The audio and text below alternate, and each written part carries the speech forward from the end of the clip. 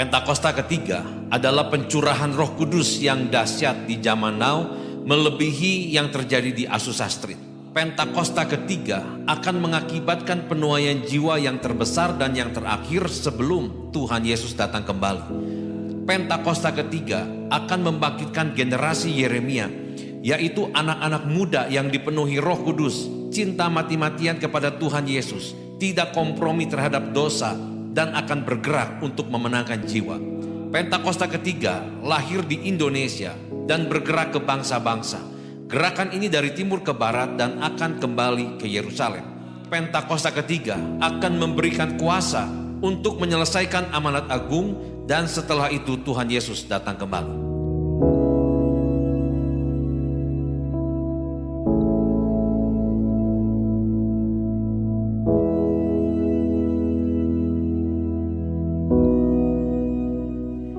Shalom saudara, saya percaya hari ini kita semua dalam keadaan yang luar biasa baik.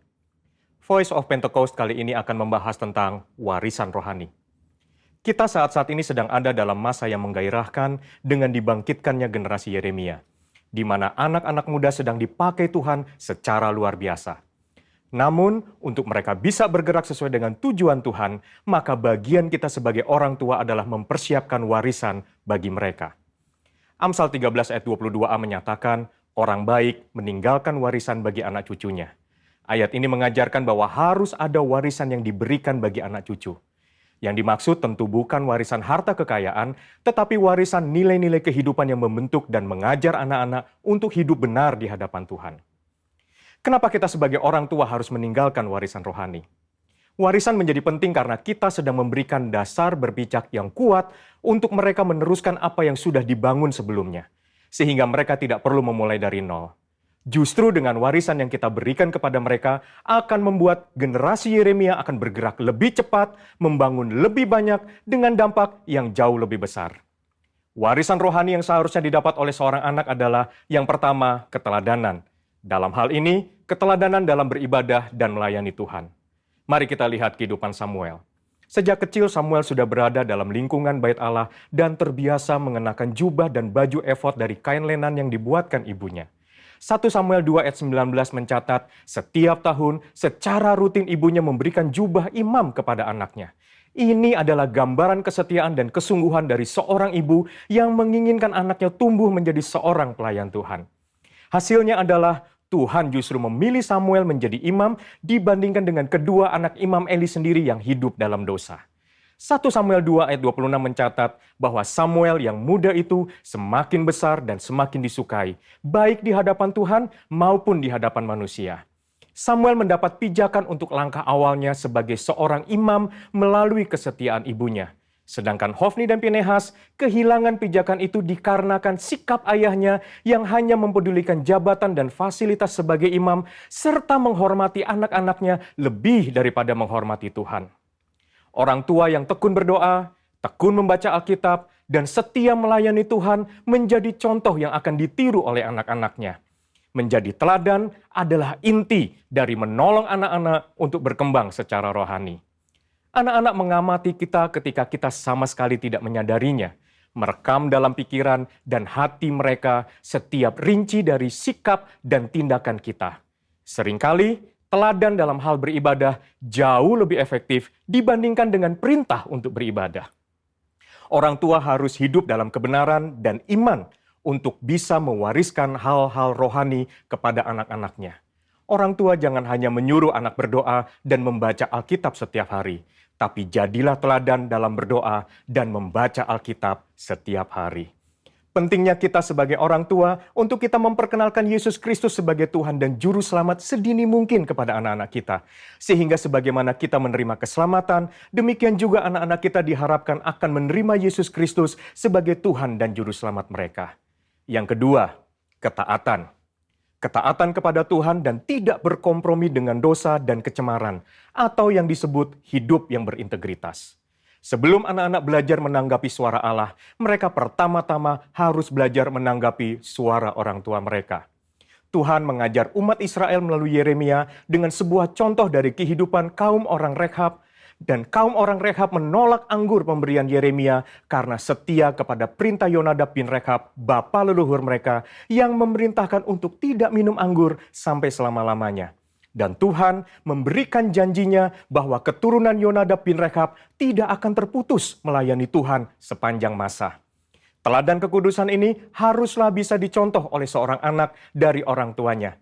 Di tengah dunia yang semakin rusak dan menuju kepada kehancurannya, umat Tuhan harus bisa memisahkan dirinya dari kedagingan dan perbuatan cemar. Perenungan firman yang teratur, pembacaan buku-buku rohani yang berkualitas, kehidupan doa, pujian, dan penyembahan yang berkesinambungan adalah syarat untuk mendapatkan kehidupan rohani yang semakin kuat dan semakin dewasa. 3. Kasih, yaitu kasih mula-mula, kasih yang mendalam kepada Kristus. Kasih adalah dasar dari kehidupan orang percaya. Tuhan Yesus memberikan perintah agung, yaitu mengasihi Allah dan sesama sebagai hukum yang terutama. Orang tua yang mengasihi Tuhan harus dapat mempraktekkan kasih itu di tengah-tengah keluarganya. Seorang ayah yang mengasihi istrinya dan seorang ibu yang menghormati suaminya menjadikan seorang anak hidup dalam kasih dan memudahkannya mengenal kasih Bapa di dalam Yesus Kristus. Kasih akan membentuk pribadi yang bertumbuh baik dan membawa mereka mengenal Allah yang adalah kasih itu sendiri. Ketika anak dipenuhi oleh kasih, maka anak akan memiliki rasa aman yang sangat dibutuhkan untuk mereka bisa mengembangkan potensinya secara penuh. Hasilnya akan memunculkan generasi unggul yang akan mentransformasi bangsa Indonesia melalui karakter, pengetahuan, dan kemampuan yang mereka miliki. Untuk anak-anak muda, ayo kita perhatikan dengan sungguh-sungguh apa yang sedang ditanamkan oleh otoritas di atas kita di dalam kehidupan kita. Ada orang tua yang memberikan arahan kepada kita. Ada gembala yang mengajarkan kehidupan doa, pujian, dan penyembahan. Ada mentor, guru rohani. Mereka semua adalah orang-orang yang Tuhan kirim dalam kehidupan kita untuk menuntun kita masuk dalam rencana Allah yang luar biasa. Biarlah generasi Yeremia yang dipenuhi Roh Kudus, cinta mati-matian kepada Tuhan Yesus, tidak kompromi terhadap dosa, dan akan bergerak untuk memenangkan jiwa, akan muncul dengan warisan rohani dari pendahulunya. Untuk penjelasan lengkapnya dari tim teologi kami, silakan klik link yang ada di atas atau scan QR Code yang tersedia. Salam integritas, Tuhan Yesus memberkati.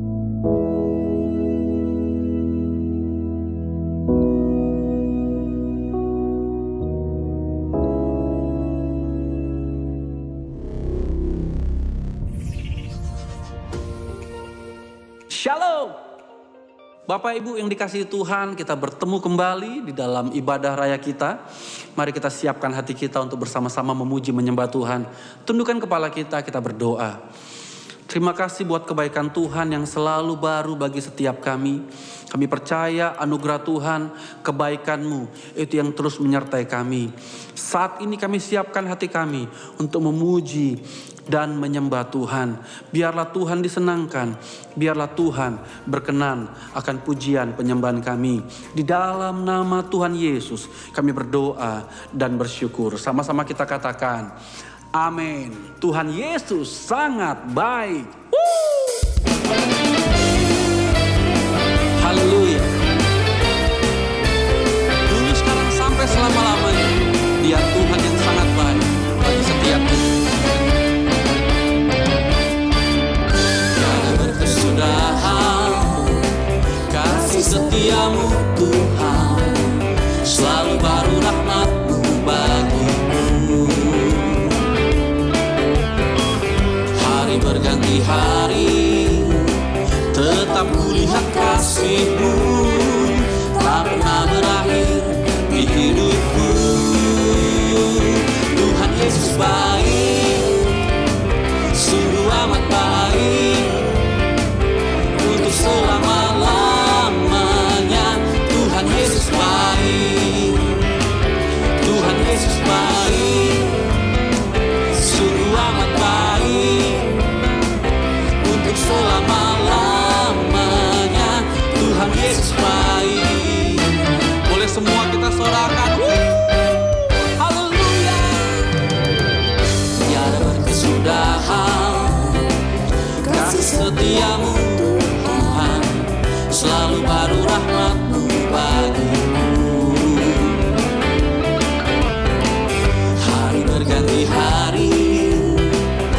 tetap kulihat kasih-Mu tak pernah berakhir di hidupku.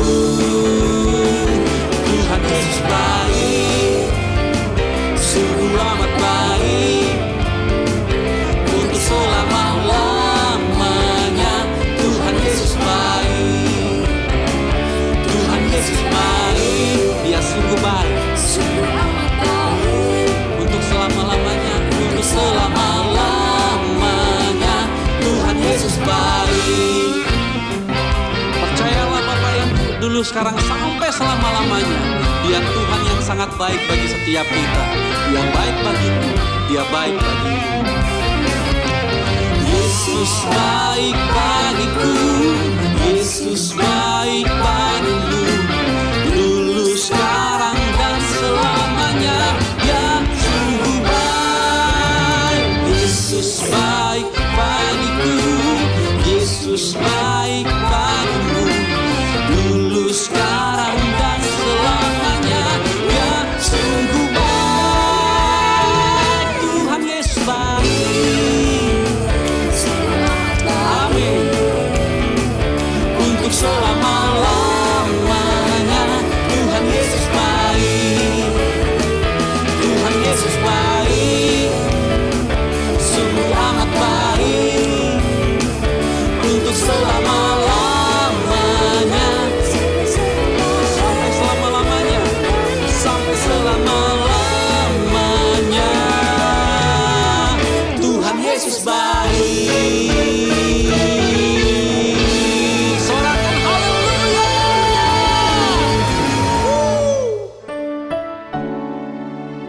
Kami kagum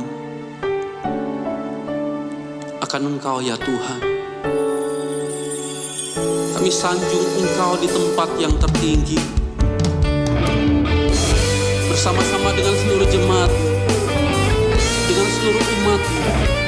Kami menyembah Engkau ya Tuhan.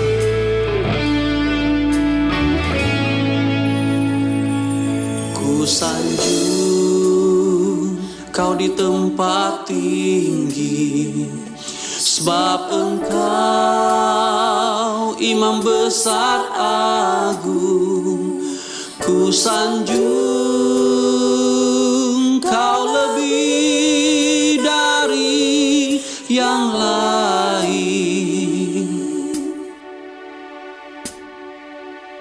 dan ku datang menyembah-Mu Tuhan.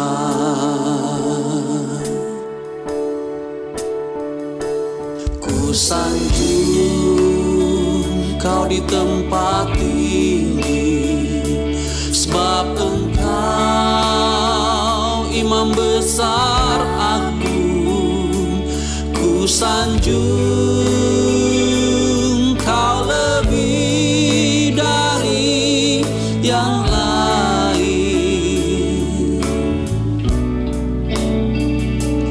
dan ku datang menyembah-Mu Tuhan. Kami menyembah Engkau ya Tuhan Yesus. Kami meninggikan nama-Mu di bait kudus-Mu. Ini penyembahan, ini hati kami bawa di hadapan Tuhan. Ku sanjung Kau di tempat tinggi, sebab Engkau Imam besar agung. Ku sanjung Kau lebih dari yang lain, dan ku datang menyembah-Mu Tuhan.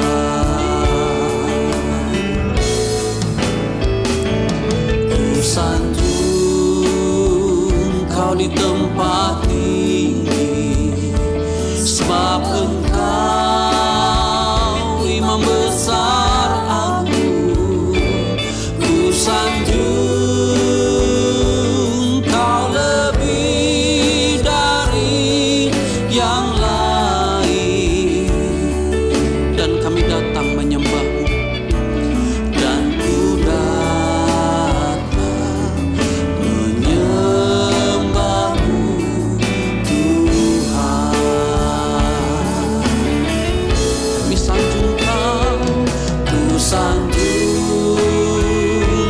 di tempat tinggi, sebab Engkau Imam besar agung.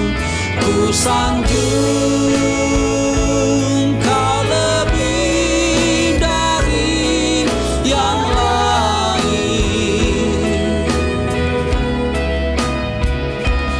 dan ku datang menyembah-Mu Tuhan. Mari bersama-sama kita menyembah Tuhan. Dari tempat kita masing-masing, angkat kedua tangan kita, bawa hatimu dan mulai sembah Dia. Sebab Dia Tuhan yang layak, sebab Dia Bapa yang layak disanjung, ditinggikan. Ini hati kami, ini hidup kami Tuhan. Kami bawa ke hadapan-Mu, kami bawa dan kami persembahkan di hadapan Tuhan. Dan ku datang menyembah-Mu. Yes, mari angkat tangan kita tinggi-tinggi bersama-sama. Ku sanjung Kau di tempat tinggi, sebab Engkau Imam besar agung. Ku sanjung Kau lebih dari yang lain, dan ku datang menyembah-Mu Tuhan.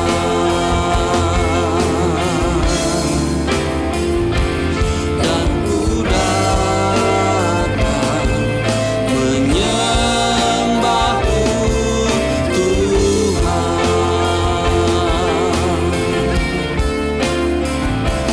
Dan ku datang menyembah-Mu Tuhan.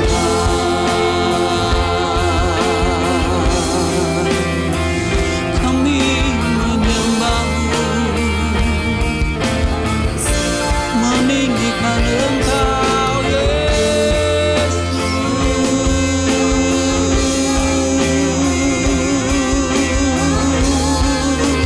Sebab Kau yang layak disembah. Kami tinggikan, kami muliakan Engkau di dalam baitku. Menyembah-Mu Yesus.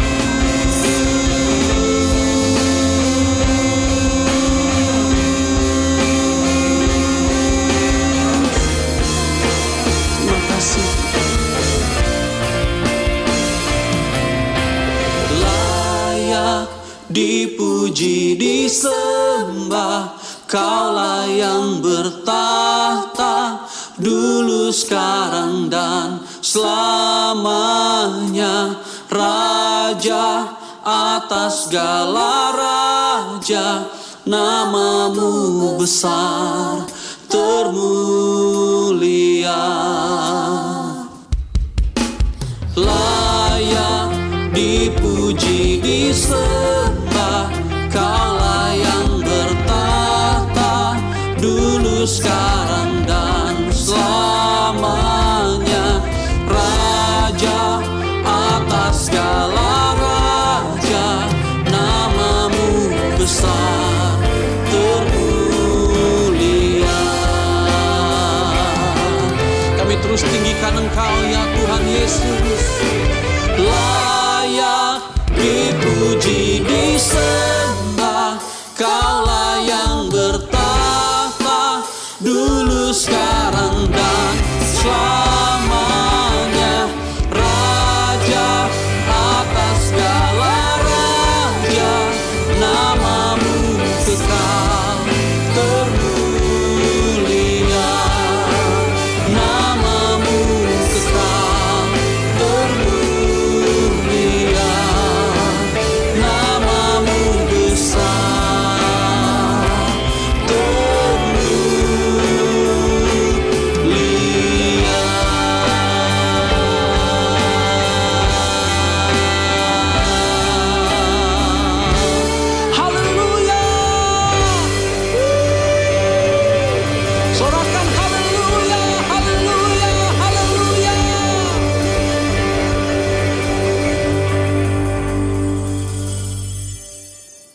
Shalom Bapak Ibu Saudara yang kasih Tuhan.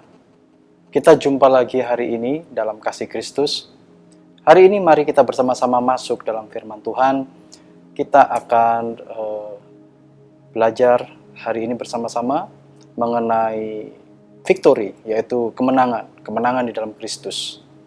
Saya mengajak kita semua untuk membaca ayat ini saudara, yaitu dari Kolose 2 ayat 15. Ia telah melucuti pemerintah-pemerintah dan penguasa-penguasa dan menjadikan mereka tontonan umum dalam kemenangannya atas mereka. Di dalam ayat ini, tontonan ini adalah dari bahasa Yunani yang sama di mana kita bisa mendapatkan arti yaitu pertunjukan atau pameran, saudara. Dengan kata lain, maksudnya di sini adalah Allah memamerkan atau membuat pameran, yaitu iblis yang telah dikalahkan itu dipertontonkan, dipamerkan kepada dunia. Nah, ini orang-orang Roma pada saat itu, saudara, memiliki kebiasaan untuk memamerkan musuh-musuh yang mereka kalahkan.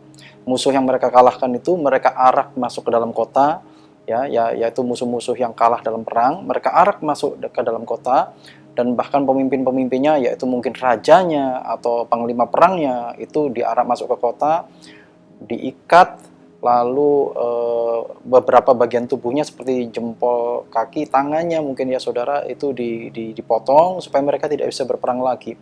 Tujuan mereka memamerkan ini sebetulnya adalah supaya rakyat tahu bahwa mereka sudah menang. Mereka tidak perlu khawatir lagi terhadap ancaman dari lawan-lawan mereka, saudara. Demikian juga hari ini, kita tahu bahwa Yesus itu sudah bangkit buat kita semua dan menang atas kuasa maut.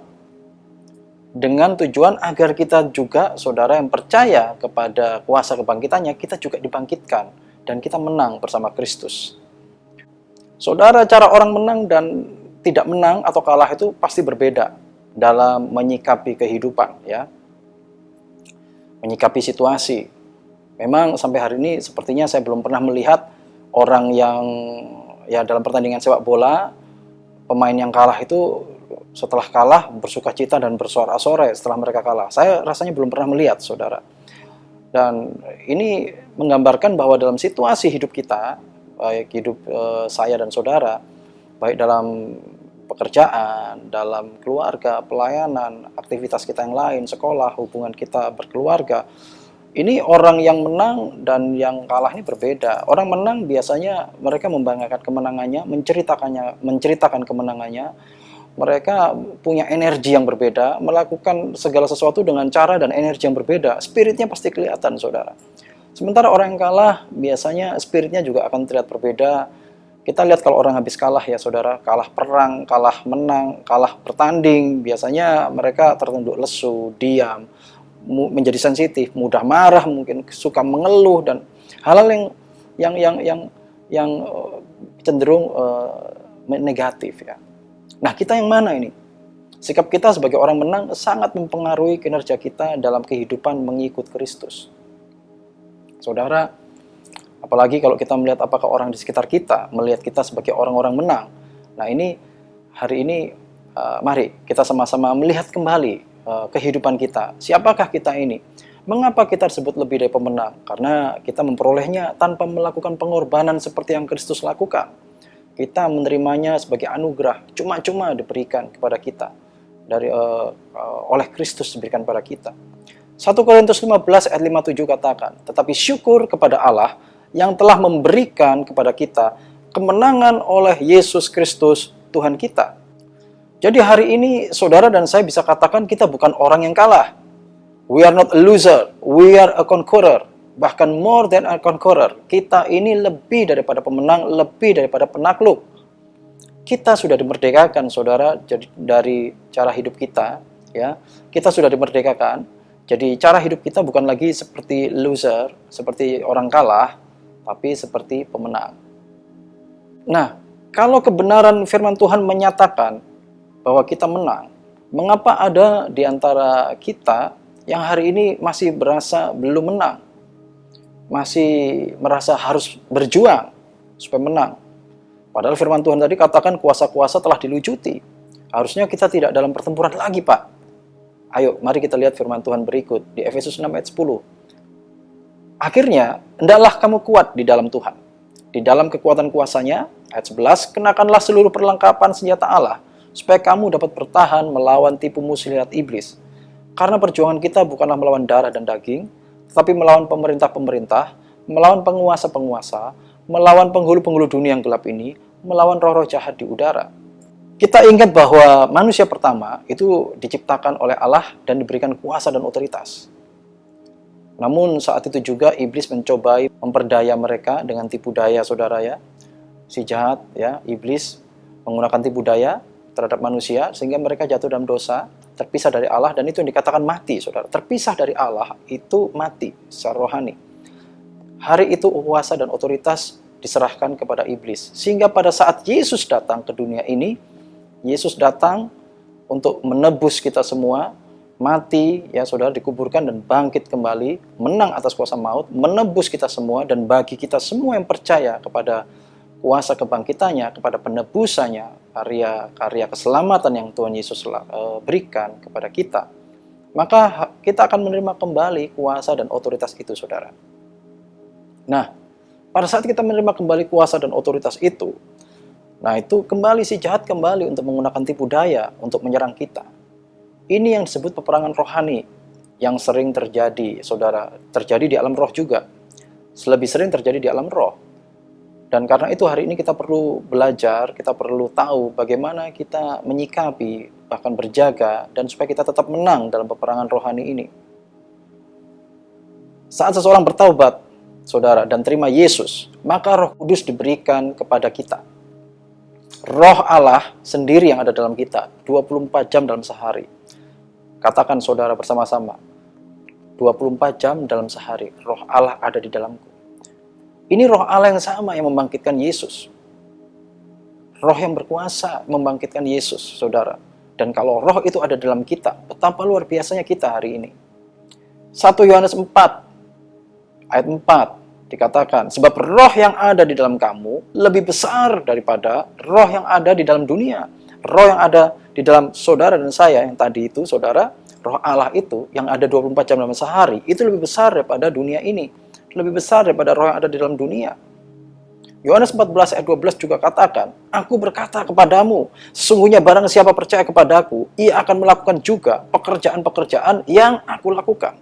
Bahkan pekerjaan-pekerjaan yang lebih besar daripada itu, sebab aku pergi kepada Bapa. Kalau hari itu, saat Yesus ada di dunia, Yesus melakukan perkara-perkara yang ajaib, luar biasa. Hari ini pun roh Allah yang sama yang membangkitkan Yesus yang ada pada kita akan menuntun saudara dan saya melakukan perkara-perkara yang ajaib, yang luar biasa, mujizat seperti yang Yesus lakukan. Pada saat kita terima roh Allah, saudara, roh Allah yang sempurna itu ada dalam hidup kita, dalam diri kita, namun tubuh jasmani kita masih yang lama. Jadi tubuh jasmani yang lama ini di dalamnya juga masih ada hal-hal yang lama ya, paradigma lama, pola pikir lama, cara hidup yang lama, gaya yang lama, dan ini sebetulnya yang sedang diproses oleh roh Allah yang ada dalam kita supaya hidup kita semakin hari semakin hidup oleh roh. Kita ini bisa hidup semakin hari semakin sesuai dengan roh Allah. Nah, dalam prosesnya ini iblis kembali, saudara, berusaha masuk dalam kehidupan kita, memanfaatkan proses ini, memanfaatkan medan pikiran kita agar kita mulai mengalami hal-hal, yaitu pergumulan-pergumulan, mengalami tantangan-tantangan, mengalami salah satunya seperti keraguan, ketakutan, kekhawatiran, hal-hal yang bukan daripada Allah. Pikiran kita sering dijadikan medan perang, dan seringkali pergumulan-pergumulan kita itu adalah melawan pikiran-pikiran kita juga, saudara, melawan pikiran kita sendiri. Ada beberapa situasi dan kondisi, atau mungkin pergumulan yang sekarang sedang dihadapi oleh kita, oleh saudara dan saya, itu dimulai dari peperangan di pikiran.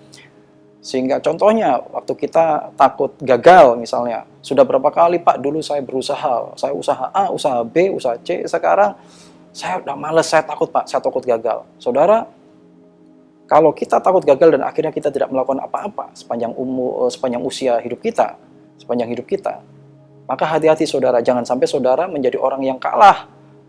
Karena jangan-jangan itu adalah tipu daya si jahat, membuat saudara tidak berani melangkah, tidak berani melangkah bersama Tuhan.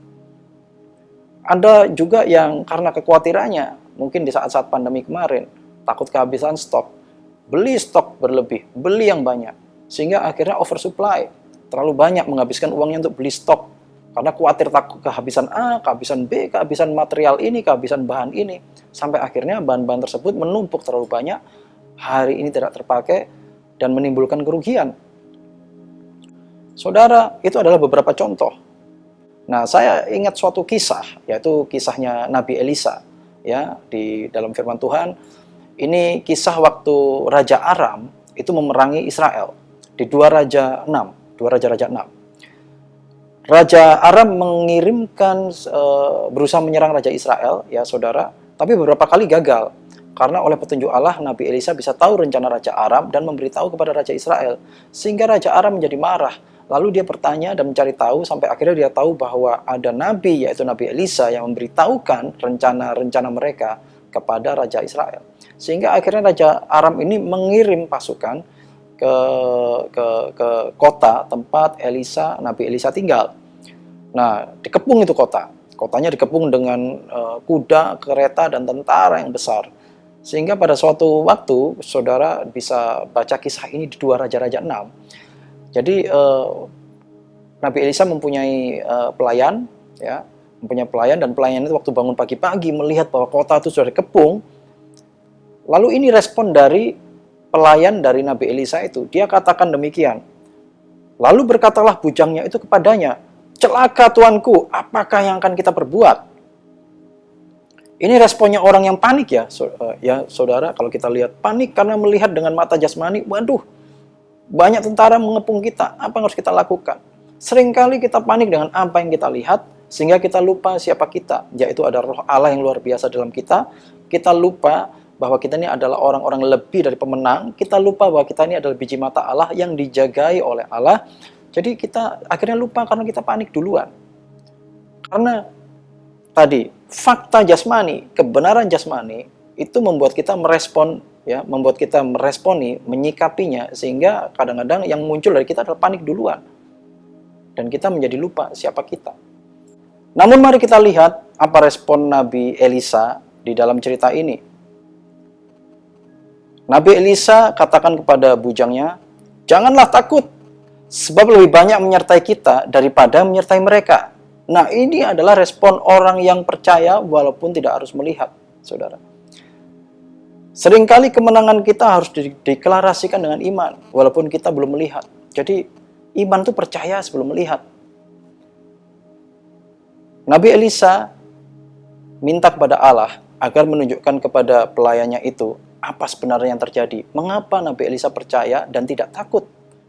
Waktu dibukakan, pelayannya itu melihat, maka bala tentara surga, kereta, saudara, kereta, kuda, dan semua pasukan tentara surga itu mengelilingi mereka dan lebih besar daripada pasukan Raja Aram. Dan setelah itu pelayan itu menjadi percaya.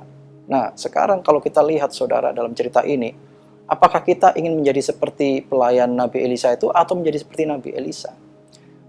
Pelayan Nabi Elisa, dia percaya setelah melihat, namun Nabi Elisa percaya tanpa harus melihatnya. Saudara, iman adalah percaya tanpa melihat. Kalau kita seperti pelayan Nabi Elisa itu, maka itu bukan iman. Hari ini walaupun mungkin ada perkara-perkara dalam hidup kita yang kita lihat secara jasmani, kebenaran jasmaninya, kita lihat bahwa hal itu tidak nyaman, tidak baik, seakan-akan tidak baik, tidak menyenangkan buat kita. Tapi mari kita katakan seperti Nabi Elisa, kita punya iman, kita punya roh Allah yang berkuasa dalam hidup kita. Kita bisa katakan demikian, saudara. Jangan takut, sebab lebih banyak yang menyertai saya daripada menyertai mereka. Ada kuasa yang lebih besar menyertai saudara daripada yang menyertai masalahmu, daripada yang menyertai mereka, daripada lawan-lawanmu, saudara. Kuasa yang ada padamu lebih besar daripada masalahmu. Katakan demikian. Saudara, hari ini ada beberapa langkah yang cukup sederhana untuk diingat, untuk berjalan, kita bisa berjalan dalam kemenangan. Ya, saudara. Yang pertama mengenai doa. Kita perlu melihat lagi cara kita berdoa. Bahkan mungkin kita perlu mengubah cara kita berdoa. Atau persepsi kita tentang berdoa. Doa seharusnya bukan ritual yang memberatkan, atau bahkan sulit dilakukan. Pak, saya perlu waktu untuk bisa menyendiri dan mengungsi ke tempat yang senyap, yang sunyi, terpencil, Pak, supaya saya bisa berdoa. Baik, saudara. Tapi, apakah kita bisa melakukan itu dalam kondisi seperti ini, atau kondisi saudara, atau bisa seberapa sering kita bisa melakukan itu? Hari ini, saya percaya, Di segala kesibukan kita, walaupun kita bekerja, berusaha, kita mungkin sedang belajar, yang punya usaha, punya toko, Anda harus sibuk melayani pembeli. Tapi saya percaya kita tetap bisa berdoa, saudara, sambil kita melakukan aktivitas kita. Karena apa? Karena berdoa itu adalah sebuah hubungan. Berdoa itu adalah relationship, sebuah bentuk hubungan dengan Allah Bapa kita. Jadi kita bisa lakukan dimanapun. Yesus mengajarkan di dalam kitab firman Tuhan, dalam kitab Injil kita bisa lihat Yesus selalu mengajarkan kita untuk berdoa. Juga berdoa kepada Bapa dalam doa Bapa kami. Demikian Yesus mengajari saya dan saudara. Nah, mengapa kita harus berdoa? Supaya kita bisa menang, saudara. Supaya kita bisa melawan pencobaan. Di Matius 26 ayat 41 dikatakan, berjaga-jagalah dan berdoalah, supaya kamu jangan jatuh ke dalam pencobaan. Roh memang penurut tetapi daging lemah. Yesus mengajarkan pada kita berdoa, supaya kita kuat, supaya kita menang, supaya kita tidak jatuh dalam pencobaan. Kalau saya dan saudara ingin menang, berjalan dalam kemenangan, mari terus berdoa, saudara. Bangun hubungan kita dengan berdoa. Yang kedua, mari kita pegang teguh firman Tuhan sebagai dasar iman kita. Hari ini banyak faham, banyak filosofi, banyak pengajaran sana-sini, kelihatannya semuanya baik. Tetapi mari kita lihat firman Tuhan di Matius 4 ayat 4. Tetapi Yesus menjawab, ada tertulis, manusia hidup bukan dari roti saja, tetapi dari setiap firman yang keluar dari mulut Allah. Hal-hal yang jasmaniah itu menggambarkan roti yang dimaksud oleh Yesus. Jadi yang dimaksud roti di sini adalah hal-hal yang jasmaniah, hal-hal yang bukan lahir dari Allah, hal-hal yang muncul dari kedagingan, lahir dari perkara-perkara dunia ini, walaupun kelihatannya baik, tapi itu bukan daripada Allah. Roma 8 ayat 5 katakan, sebab mereka yang hidup menurut daging, memikirkan hal-hal yang dari daging. Mereka yang hidup menurut roh, memikirkan hal-hal yang dari roh. Karena keinginan daging adalah maut, tetapi keinginan roh adalah hidup dan damai sejahtera. Kalau kita terus ikuti keinginan daging, ujung-ujungnya saudara, binasa, firman Tuhan katakan. Tapi kalau kita ingin hidup dan damai sejahtera, ikuti roh Allah, hidup oleh roh. Sebab keinginan daging adalah perseteruan terhadap Allah. Ngikutin daging terus, semakin kita jauh dari Allah. Semakin sulit mendekat kepada Allah. Semakin sulit untuk berdoa. Tapi, kalau kita hidup oleh roh saudara, maka kita akan semakin bisa dekat kepada Allah. Mereka yang hidup dalam daging tidak mungkin berkenan kepada Allah. Nah, saudara, keinginan daging adalah carnal minded. Disebut carnal minded. Carnal mind, pikiran-pikiran daging. Kalau hidup kita dipenuhi oleh firman Allah, maka yang keluar adalah firman. Dipenuhi firman, yang keluar firman. Dipenuhi daging, yang keluar kedagingan, saudara. Ini salah satu ilustrasi, ini salah satu contoh, saudara. Beberapa saat yang lalu, sudah lama sekali, saya berpergian dengan seseorang, kita naik kendaraan, saudara, dan pada suatu waktu, kendaraan tersebut berhadapan-hadapan dengan kendaraan di depan dalam kecepatan tinggi. Nah, pada saat itu, seseorang tersebut, ya katakan teman saya, dalam keadaan yang cukup kritis itu, dia bicara, waduh mampus dah kita.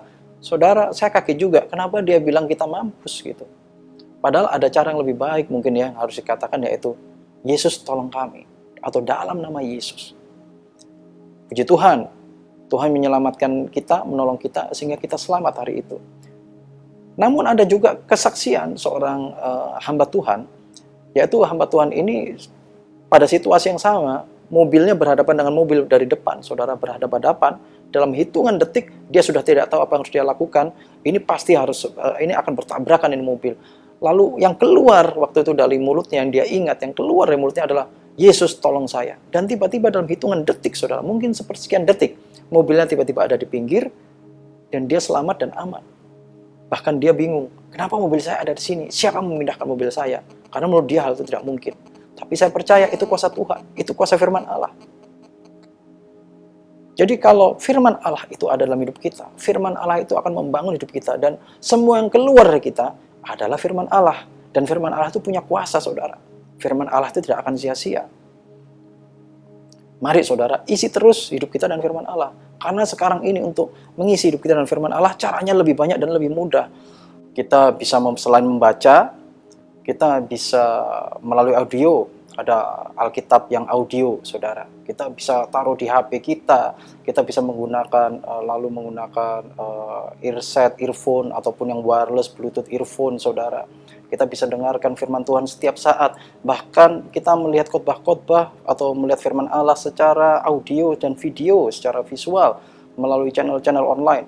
Banyak cara hari-hari ini saudara supaya hidup kita tetap bisa terima firman Allah, dipenuhi dengan firman Allah. Lebih banyak dari zaman dulu saudara, dari saat-saat itu.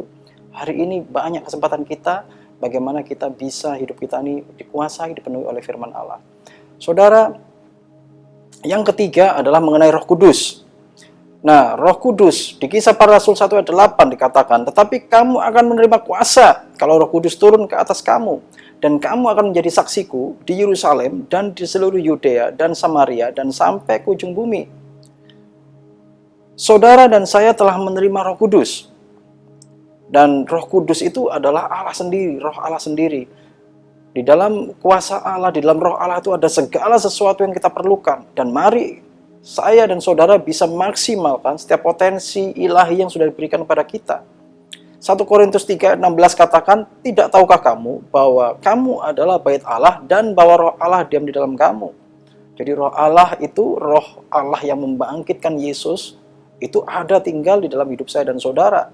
Dan ini Roh Allah yang sama saudara, yang diberikan pada kita, pada saudara dan saya, pada orang-orang percaya yang kita kenal. Ini Roh Allah yang sama, bukan Roh Allah yang ya kualitasnya bisa berbeda-beda. Ini enggak saudara, ini Roh Allah yang sama.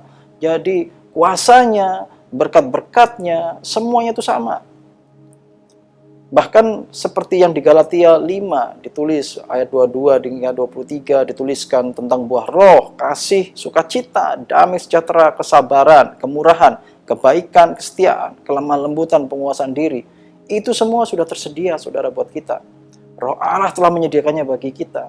Tapi hari ini bagaimana kita bisa memanifestasikannya dalam hidup kita, hidup saya dan saudara, supaya kita bisa mengalami semua itu. Nah, ini alatnya adalah iman. Iman itu adalah tool atau alat kita untuk memanifestasikan kuasa Allah yang kita miliki. Dengan memanifestasikan kuasa Allah itu saudara, melalui iman kita, maka cara kita berdoa akan berbeda, cara kita berpikir, bekerja, cara kita melayani, cara kita meresponi hidup kita, cara kita meresponi masalah, itu akan berbeda. 1 Yohanes 5 ayat 4 katakan, sebab semua yang lahir dari Allah mengalahkan dunia. Dan inilah kemenangan yang mengalahkan dunia, ini rahasianya, yaitu iman kita. Iman kita ini yang bisa membuat hidup kita berkemenangan, mengalahkan dunia. Jadi kalau kita ingin manifestasikan kemenangan kita sebagai orang menang, sebagai penakluk, sebagai pemenang, pakai iman, saudara. Kita mungkin sering mendengarkan ada orang mengatakan, saya sedang menunggu perkenanan Tuhan dalam hidup saya. Saya merencanakan melakukan ini Pak, tapi saya sedang menunggu perkenanan Tuhan. Saudara, hari ini kita belajar bahwa Roh Allah ada dalam kita. Roh Allah lah, yaitu Yesus yang membuat kita berkenan di hadapan Bapa di surga. Karena itu kita berkenan di hadapannya setiap saat, setiap waktu. Jadi kalau hari ini saudara mendengar suara Tuhan, saudara tahu bahwa saudara harus melakukan sesuatu atas petunjuk Tuhan, maka lakukan saudara. Karena perkenanan Allah itu menyertai saudara. Dan kita responi dengan iman. Iman itu bukan diam, tapi iman itu dinamis, iman itu bergerak, iman itu perbuatan saudara. Dan dengan iman, kita manifestasikan apa yang tersedia di alam supranatural itu menjadi terrealisasi di alam jasmani kita, menjadi kenyataan di alam natural kita. Hari ini mari kita katakan ini bersama-sama buat saudara dan saya ya. Katakan saudara dengan iman. Saya memiliki perkenanan Allah dalam hidup saya karena Kristus ada di dalam saya dari saat ini dan seterusnya. Kristus telah bangkit dan menang, karena itu hari ini aku bangkit dan aku menang bersama Kristus. Amin. Saudara, kita akan bersama-sama masuk dalam perjamuan kudus, yaitu perjamuan dengan Kristus sendiri. Saya akan berdoa buat saudara dan saya, mari siapkan roti dan anggur saudara. Dan saya akan berdoa buat kita semua. Tuhan Yesus, terima kasih untuk anugerah-Mu, terima kasih untuk perkenanan surgawi yang boleh kami terima dalam hidup kami. Mari Tuhan, buka hati saya, buka mata saya, dan pimpin saya untuk berjalan dalam perkenanan-Mu. Dan mengalami kemenangan setiap hari bersama Kristus yang tinggal dalam hidup saya. Tuhan Yesus, saat ini kami akan bersama-sama masuk dalam perjamuan kudus, yaitu perjamuan dari Engkau sendiri, untuk mengingat akan Engkau. Mari Tuhan berkati perjamuan kudus ini hari ini, bagi kami semua yang mengikuti perjamuan kudus ini. Layakkan kami Tuhan. Ampuni setiap dosa pelanggaran kami Tuhan. Dan Tuhan, kami percaya Engkaulah Tuhan, karena Engkaulah Tuhan, hidup kami hari ini beroleh kelimpahan, beroleh keselamatan, yaitu di dalam kuasa tubuh dan darah Kristus. Hari ini kami percaya, kami mengakui tubuh Kristus telah diserahkan bagi kami, supaya juga oleh bilur-bilur Yesus kami disembuhkan dan kami beroleh hidup yang dipenuhi anugerah. Dan darah Kristus itu tercurah bagi kami semua, supaya oleh darah Kristus itu kami disucikan, kami ditebus, kami boleh beroleh bagian dalam keselamatan, kami boleh diterima oleh Allah Bapa sebagai anak Allah. Terima kasih Tuhan, karena tubuh dan darah-Mu yang menyelamatkan kami Tuhan, menebus kami, memberikan kepada kami hidup berkemenangan. Terima kasih Tuhan. Kami akan masuk dalam perjamuan kudus bersama-sama dalam nama Tuhan Yesus. Mari saudara, saya mengundang kita untuk mengangkat roti di tangan saudara bersama-sama. Dan saya akan bacakan buat kita semua. Sebab apa yang telah kuteruskan kepadamu telah aku terima dari Tuhan, yaitu bahwa Tuhan Yesus pada malam waktu ia diserahkan mengambil roti. Dan setelah itu ia mengucap syukur atasnya, ia memecah-mecahkannya dan berkata, inilah tubuhku yang diserahkan bagi kamu, perbuatlah ini menjadi peringatan akan aku. Saudara yang kasih Tuhan, bukankah roti yang kita pecah-pecahkan dan atasnya kita mengucap syukur adalah persekutuan dengan tubuh Kristus? Mari kita makan bersama-sama dalam nama Yesus.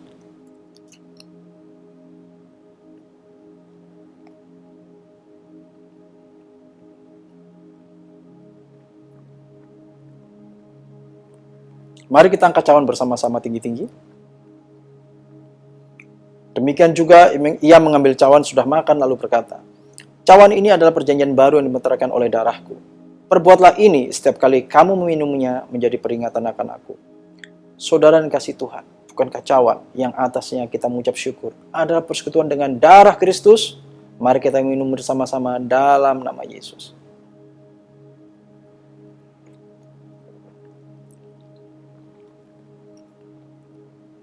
Mari saudara, kita bersama-sama mengucap syukur. Haleluya, terima kasih Tuhan. Terima kasih Tuhan Yesus, terima kasih Tuhan Yesus. Terima kasih Tuhan. Terima kasih kami mengucap syukur. Kalau hari ini kami boleh Tuhan, dalam perjamuan dengan Engkau bersama-sama Tuhan dalam kuasa tubuh dan darah-Mu. Terima kasih Tuhan untuk tubuh dan darah-Mu. Kami terima hari ini Tuhan, berkat-berkat-Mu rohani dan jasmani dalam kehidupan kami. Biar kami hari ini yang lemah dikuatkan, yang sakit disembuhkan, yang terbelenggu dilepaskan. Kami hari ini yang mengalami pergumulan demi pergumulan, kami percaya ada pemulihan, ada lawatan Tuhan terjadi atas hidup kami, sehingga kami mengalami hidup yang berkemenangan ya Tuhan.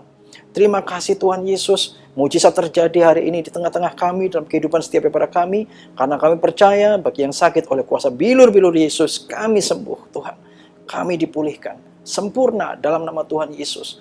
Terima kasih Tuhan, terima kasih hari ini kami terima berkat-Mu, juga firman-Mu. Terima kasih Tuhan, hari ini kami mengucap syukur.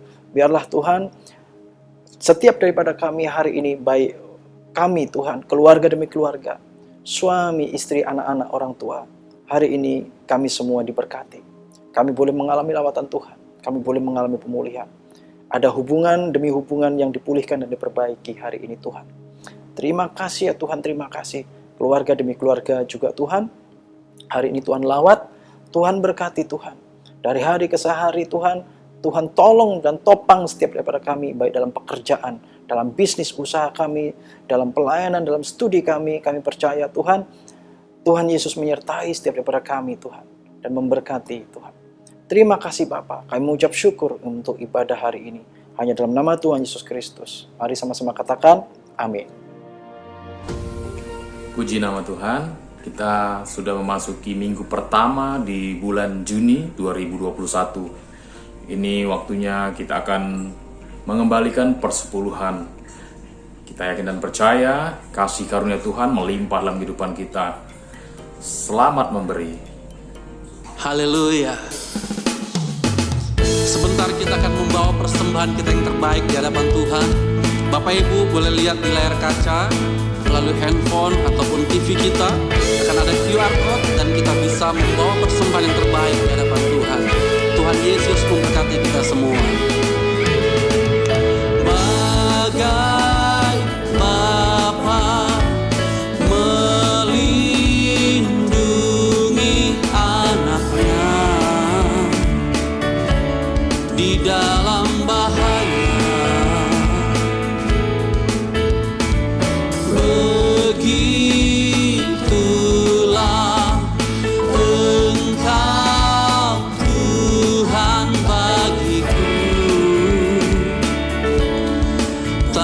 takkan pernah tinggalkan diriku.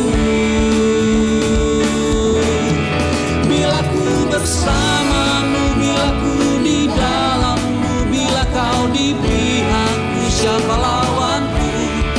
Di dalam dunia ini tiada sepertimu, tiada ku takut untuk selamanya.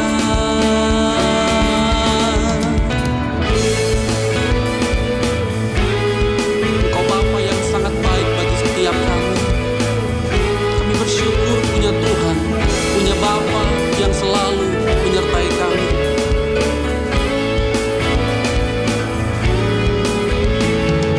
Gelap malam, lembah kelam yang ada di dalam hidupku, takkan lagi menggetarkan hatiku, sebab Kau Tuhan kekuatan di dalam hidupku. Bila ku bersamamu, bila ku di dalammu, bila Kau di pihakku, siapa lawanku? Di dalam dunia ini tiada sepertimu, tiada ku takut untuk selamanya. Bila ku bersamamu, bila ku di dalammu, bila Kau di pihakku, siapa lawanku? Di dalam dunia ini tiada sepertimu, tiada ku takut untuk selamanya. Bila ku bersamamu, bila ku di dalammu, bila Kau di pihakku, siapa lawanku? Di dalam dunia ini tiada sepertimu, tiada ku takut untuk selamanya. Bila ku bersamamu, bila ku di dalammu, bila Kau di pihakku, siapa lawanku? Di dalam dunia ini tiada sepertimu, tiada ku takut untuk selamanya, untuk selamanya, untuk selamanya, untuk selamanya.